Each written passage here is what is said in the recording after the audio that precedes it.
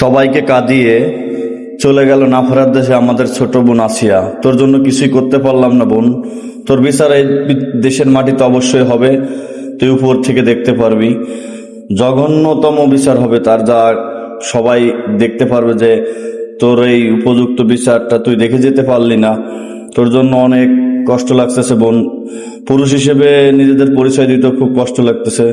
তোর বিচার চাই, তোর বিচার যেন আল্লাহ আমাদের দেখে যেতে দিতে পারে খুব দ্রুত। তোর এই জঘন্যতম কাজের বিচার অবশ্যই আমরা চাই।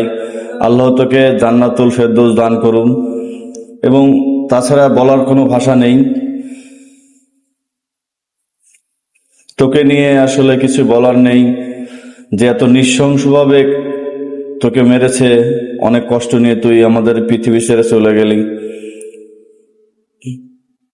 আসলেই আমরা পুরুষ হিসেবে অনেক কলঙ্ক। আজ নিজের জেলা হিসেবেও নিজেদের পরিচয় দিতেও খুব কষ্ট লাগতেছে যে আমার জেলায় এরকম একটা কাজ হয়েছে।